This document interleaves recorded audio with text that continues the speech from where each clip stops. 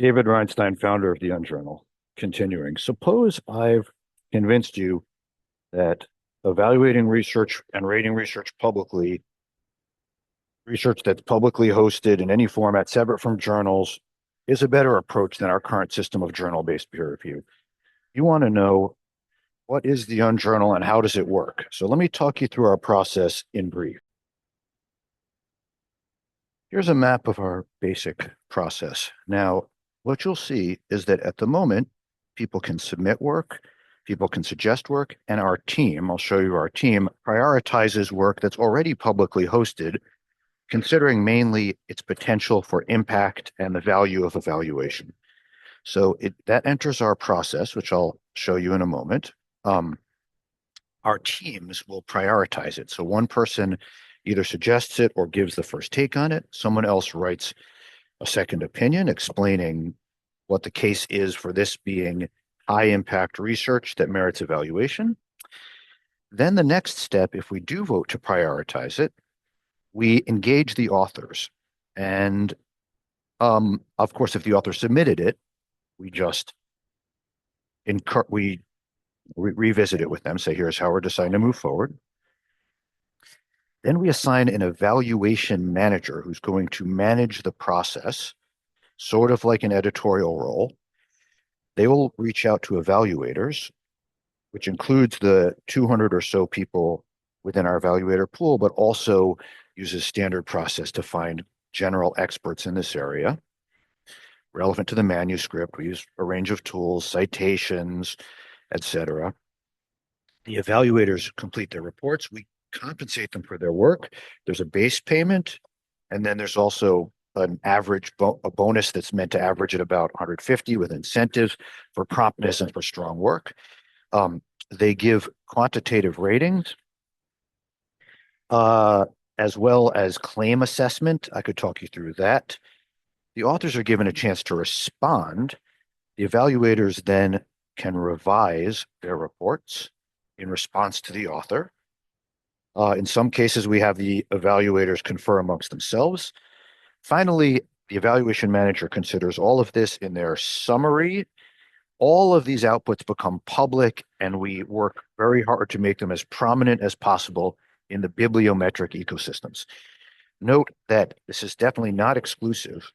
And research authors, we're not publishing the research, we're publishing the evaluations and the author responses, etc. The researchers can still choose to submit their work before or after to any traditional journal. So what do I mean by prioritization? So the work will be submitted, nominated. I talked through this. We'll have a vote, and then finally the management will make a decision. And here you see on our examples of some of our votes on obviously not real papers. And we'll look at what the average vote was. This was after a discussion, and two people had looked at it and considered its potential for global impact, its potential for impact both to practice and for research that very definitively informs practice, that in a narrow sense informs funding decisions, etc. You see we have different area groups. Okay. So then the next phase is our search. We assign an evaluation manager who's someone on our team. I'll show you our team in a moment, who has some interest or involvement in that area. And they will reach out to evaluators within our pool and outside our pool and ask them, would you be willing to write up basically a peer review type report of this, as well as give it a certain number of ratings and do a few more things. Let me talk you through our current version of the form quickly, just so you know what would it look like if my paper was evaluated or if I was an evaluator. This is one version of the form. There's some notes on how much we're compensating people. We have more extensive guidelines if you go to our overall guidelines page that explains these in more detail. We have conflict of interest check. We do this ourselves, but we also ask people to do their own diligence. We're very keen that the most recent version of the paper is the one evaluated, because we're evaluating work that's publicly hosted, which may be updated. Evaluators can choose to be anonymous or to take credit and leave their name next to their we call it an evaluation. Okay, we ask for a summary. Now, this is one of the main things. We ask for basically something like the referee report, but we have certain emphases, mainly credibility and usefulness. Then we ask them to provide a series of structured ratings. We ask them to give these as percentiles relative to all serious research that you have encountered in the last 3 years, I should say, in this area. We ask them to express their uncertainty in a quantitative way. This interface could be improved a little bit. We're working on it. But in other words, if they're really uncertain about this, we allow them to express that in a meaningful way. So this is the overall assessment. All of these have longer guidelines in the link. Then we divide up a number of categories we think are important, stating the main questions and claims. Do they correctly characterize the nature of their evidence? Do they use powerful approaches? Assessment of the methods, basically. A little bit of robustness, open science criterion folded in there. Are the results likely to be robust to changes in assumptions? Advancing knowledge and practice. This is something that standard journals care about a lot, and we care about to some extent. To what extent does it contribute to the field or practice? Logic and communications. This includes the presentation, but also the argumentation and reasoning. Replicability and openness. This is sort of an open science priority. Now, this one combines usefulness and relevance to global priorities. Then, to make this comparable with indicators people are used to, we ask for two measures on the scale of journal ranking tiers, and we provide a discussion of what that means in the link. So we ask them to make a prediction, but also a normative assessment of what journal it should be published in, or what journal tier it would merit being published in if it went through that route. So a prediction and a normative. Then we ask for this additional thing, which is optional, but we strongly encourage it, to identify the key claim of the paper and to discuss to what extent they believe the claim, what robustness checks they like. And then there's some additional comments, and we ask for these checks, particularly where people are anonymous. It's nice for other people to know what their background is and experience is. Okay, so that's our evaluation form. And then you can see, in addition to publishing the evaluations as these objects that go into the scholarly ecosystem, we also have this dashboard where you can look at our ratings. The ratings you can compare the paper in context to other papers that we've rated and evaluated. Here, the dashboard coming up. It takes just a second. And, so here I can look at what research we've considered so far. You can consider each paper's ratings overall and in context of other papers. We share all this data publicly. You can look at the different criteria, and you could even compare two papers according to the different, characteristics. Okay. Just some take that we're looking into the consistency of our evaluators' ratings with each other. I'm not going to go into that right now. We discussed that in the data blog. Okay. As I said, we work to make the output easy to read, easy to comment on, and easy to see. We want people to always see the evaluations of the research whenever they're looking for the research itself, to make this visible and to make this part of the process and part of the conversation. So if you go to unjournal.pubpub.org, you see all our work. You can look for some of our strongest evaluations under the prize-winning collection. You can look for different categories of research. For instance, okay, so here's some of the prize-winning evaluations, or the ones that we commended we thought were the most valuable. So for instance, here's one that I know that was rather strong. This usually we have one evaluator, but sometimes they collaborate. These evaluators chose to leave their names. This was very relevant to GiveWell's practice. We discussed, so you're looking at is the evaluation, the first evaluation. All of these documents are linked together. You can look at the evaluation summary, sorry, that link, I clicked the wrong link there.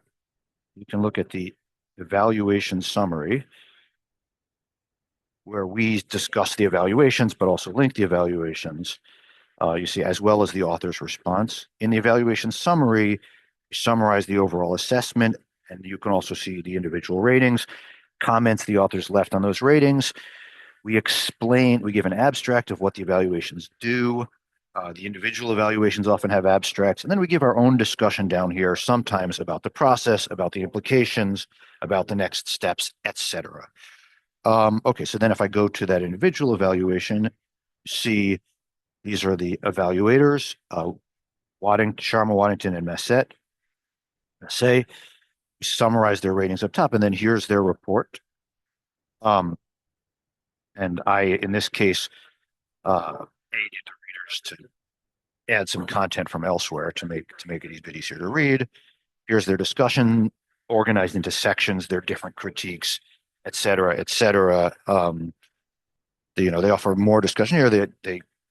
And then they cite a lot of other research in the context. And then here's the discussion. Here's where we see what their experience is. And in this case, the authors did respond,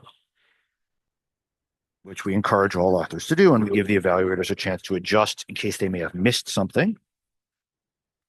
So you can see what the authors say here, how they revised their work. In fact, I believe they share an interim revised version just dealing with these areas, and then they discuss the ways they've updated it and what they plan to do in the future, addressing some of the concerns specifically of the evaluators. Again, this is all public in a way that you just don't see with the standard referee process.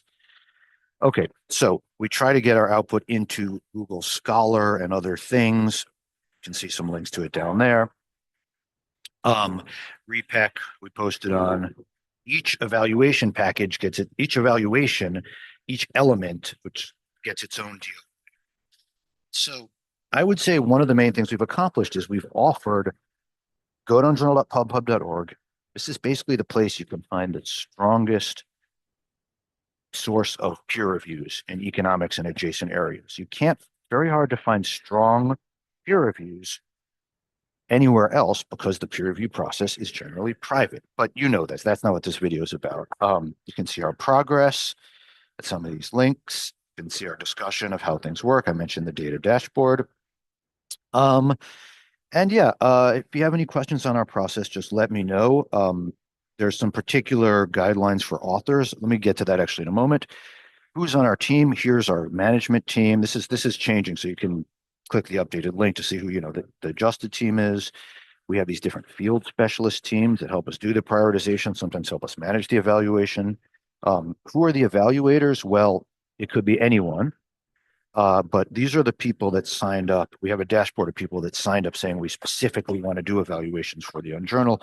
You can see about half of them have PhD degrees. Most of the others are doing their PhDs.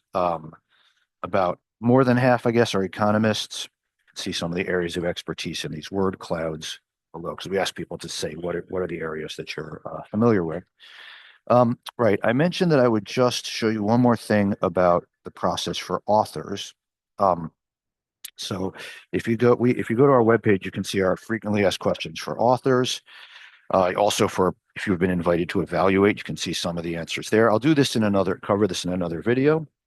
But just one thing I want to say about authors is, how does the process work? You can fill out this form to submit your work. Sorry about that ad on the way to the link. So you don't have to do that. You can just submit it, but we like you to explain, why do you think it's particularly important? We can evaluate work that's already been published anywhere. We can offer you specific conditions if you think, okay, I just want to wait 6 months until the job market is over. Can you wait off till then till making anything public? And you can look at our knowledge base to understand how that works. Of course, once we decide to evaluate a paper, even if the author hasn't submitted it, we ask the authors to say, what kind of feedback do you particularly want? Is there any particular reason you'd like us to hold off on evaluating this? And most importantly, what's the most recent version of your work? Okay, and what if you've been asked to do evaluators? Okay, we discussed this here. Why do we pay them? How do we do that? You know, what can I do as an evaluator? What what's the anonymity concerns? Have a look at this. If you have questions about should I be an evaluator? What will I be compensated? What's the purpose of this evaluation? What should I be doing? Okay, I hope that gives you a sense of what we're doing and how we work. As I've mentioned elsewhere, we're a nonprofit. We're funded by grants. We're also working towards uh, being able to respond on a project basis for people who want particular types of evaluations or evaluations in a particular area or for a particular team while still maintaining our mission and our approach to making the evaluation process, peer review process public and useful.